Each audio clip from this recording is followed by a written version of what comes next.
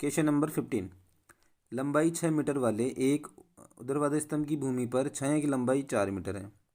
6 metre तो खंभा स्तंभ है और 4 मीटर इसकी छाया की लंबाई है। अब यहाँ पर है कि उसी समय एक मीनार की छाया की लंबाई 28 मीटर है। मीनार की ऊंचाई ज्ञात करनी है। मीनार की छाया की लंबाई 28 मीटर है और मीनार की ऊंचाई ज्ञात करनी है।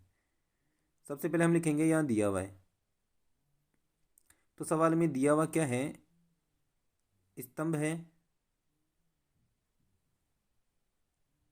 तो इसकी ऊंचाई कितनी हो जाएगी? 6 मीटर।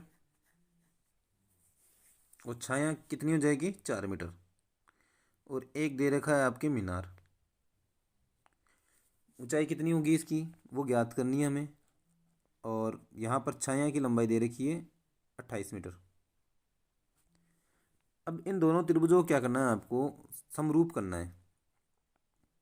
तो समरूप करेंगे तो ये हमारा आंसर आ जाएगा इसमें। तो सबसे पहले हम लिखेंगे उपपत्ति। तो त्रिभुज ए बी सी व त्रिभुज डी ई एफ।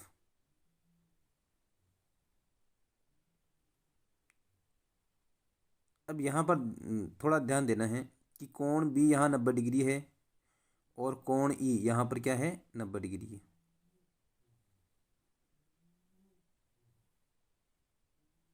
तो यहाँ लिख देंगे कोण ए बी सी बराबर है कोण डी ई एफ। और रीजन हो जाएगा यहाँ पर 90 डिग्री, क्योंकि ऊंचाई में सदैव 90 डिग्री बनता है।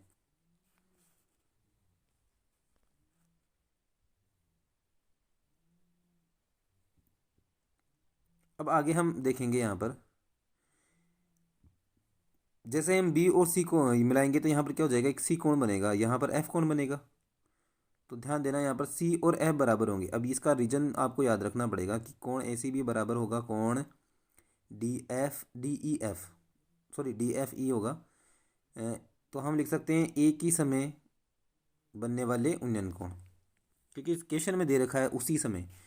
तो एक ही समय पे जो भी कोण बनते हैं उन्नयन कोण, वो सदैव क्या होते हैं? बराबर होते हैं।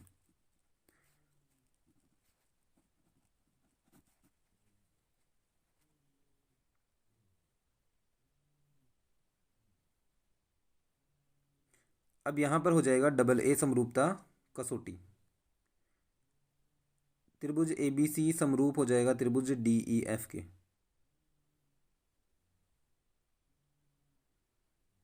अगर समरूप हो गया तो ये भुजा इसके अनुपात में आएगी और ये वाली भुजा इसके अनुपात में आ जाएगी।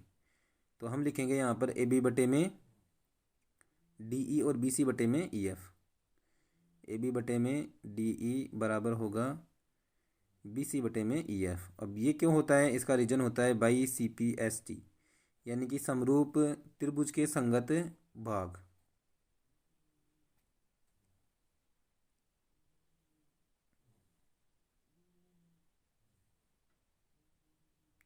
अब हम इसको अनुपात में लिख दिए। अब इसका मान रखना है हमें, है ना। तो ए बी का मान दे रखा है 6, डी ई आपको ज्ञात करना है। बी सी का मान दे रखा है यहाँ पर 4 और इसका मान दे रखा है 28। अब इसको काट सकते हो चाहो तो 6 डी ई बराबर हो जाएगा 1/7। 4 का भाग जा रहा है, 4 एकम 4 और 4 7 28। अब आप तिरछा गुणा करेंगे तो डी ई का मान आ जाएगा 42 मीटर। और डी ई हमने क्या मानी है? ऊंचाई मानी है मीनार की। तो अतः मीनार की ऊंचाई बराबर 42 मीटर।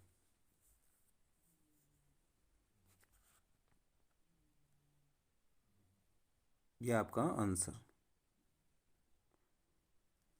नेक्स्ट क्वेश्चन पे बढ़ते हैं। तो क्वेश्चन नंबर 16 है यहाँ पर कि एडी और पीएम त्रिभुज दे रखे हैं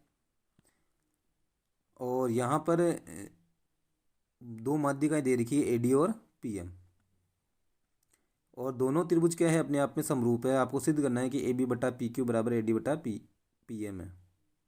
तो सबसे पहले दिया हुआ है कि ए डी, यानी कि दो त्रिभुज समरूप है और उसमें ए डी और पी एम माध्यिकाएं हैं।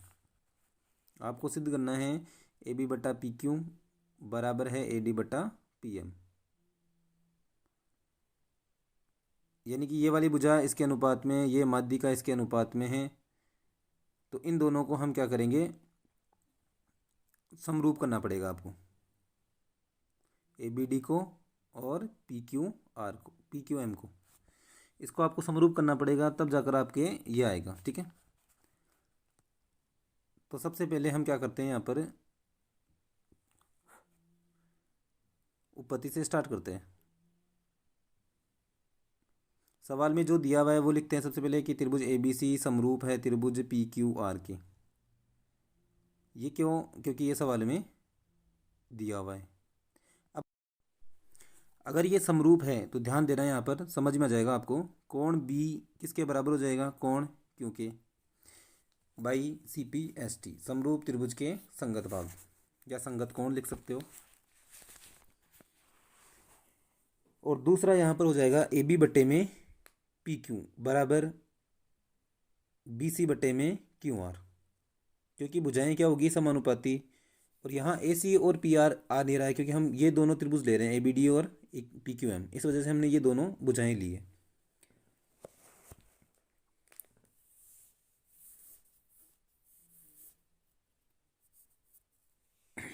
अब हम क्या करेंगे, इन दोनों त्रिभुजों को समरूप करेंगे। तो सबसे पहले हम माध्यिका भी है, यहाँ पर माध्यिकाओं का भी नाम आया है। तो ये जो माध्यिका है AD माध्यिका, वो त्रिभुज ABC की माध्यिका है।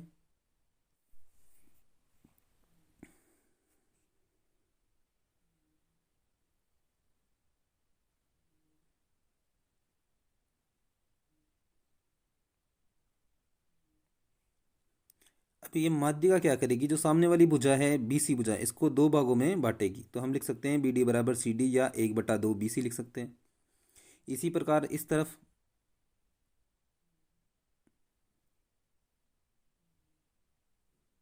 के PM त्रिभुज PQR की माध्यिका है, तो QM बराबर हो जाएगा MR।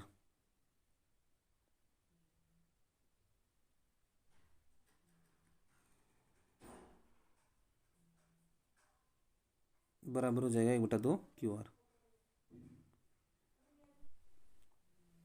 अब हम करेंगे इन दोनों त्रिभुजों को समरूप, त्रिभुज ABD और त्रिभुज PQM।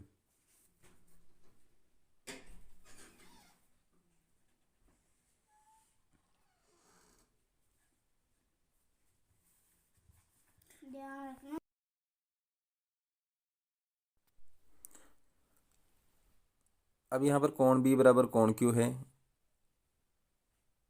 और ये बट्टे में आ ही रहा है, इनका मान हम चेंज कर देंगे। तो AB बट्टा PQ बराबर है BC बट्टा QR, ये सवाल में दिया हुआ है। यह समीकरण 2 भी बना सकते हो। अब हम क्या करेंगे, यहाँ BC का आधा करेंगे और QR का आधा करेंगे। तो AB बटा PQ बराबर BC का आधा 1/2 BC हो गया, और इसका आधा हो गया 1/2 QR।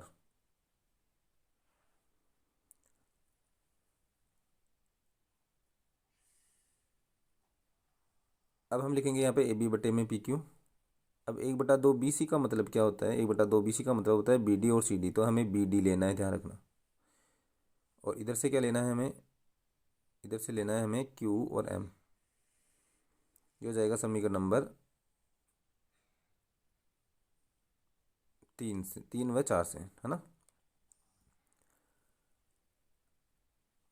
अब ये भुजा इसके नीचे आ गई और ये भुजा इसके नीचे आ गई, और कोण बराबर हो गया, तो ये दोनों त्रिभुज क्या हो जाएंगे? समरूप हो जाएंगे।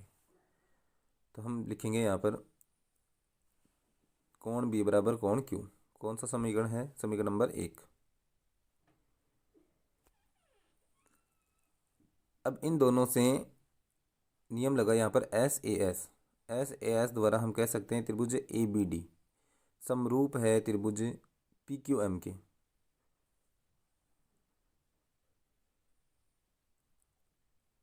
अब हम यहाँ लिखेंगे AB के बट्टे में PQ लिख देंगे, और AD के बट्टे PM बाई CPST, यानी समरूप त्रिभुज के संगत भाग। और ये हो जाएगा आपका आंसर इति सिद्धम।